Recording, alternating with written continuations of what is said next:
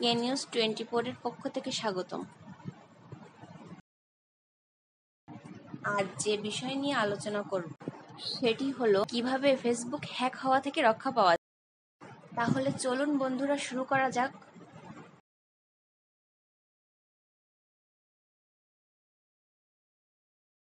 প্রথমে আমি আমার ফেসবুকে লগ ইন করব।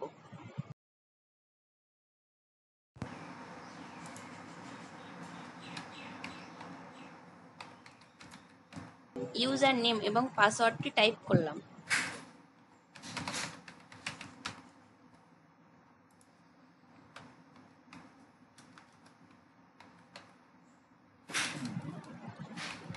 এবার লগ ইনে ক্লিক করি। দেখুন বন্ধুরা, আমার ফেসবুক কিন্তু লগ ইন হয়নি। যখনই লগ ইন করবো তখন আমার মোবাইলে একটি ভেরিফিকেশন কোড যাবে। সেজন্য পাসওয়ার্ড জানলেও কেউ আমার ফেসবুক লগ ইন করতে পারবে না। হ্যাঁ, আমার মোবাইলে কাঙ্ক্ষিত কোডটি চলে আসছে।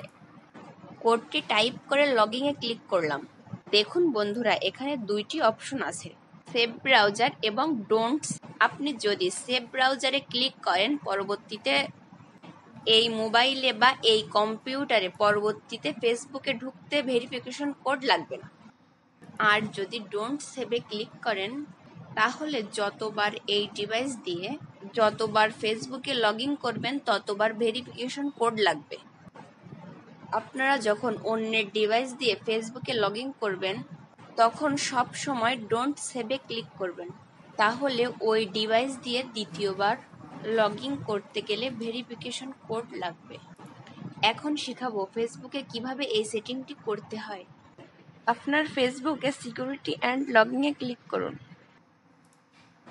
Use two factor authentication add বাটনে ক্লিক করুন।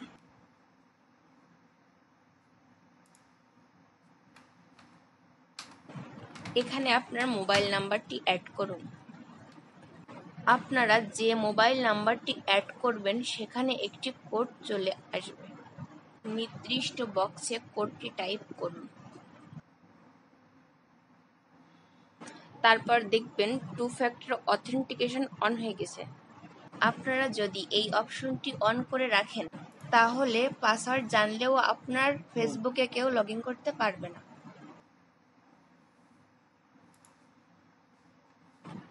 আমাদের চ্যানেলটি যদি ভালো লেগে থাকে সাবস্ক্রাইব করতে ভুলবেন না।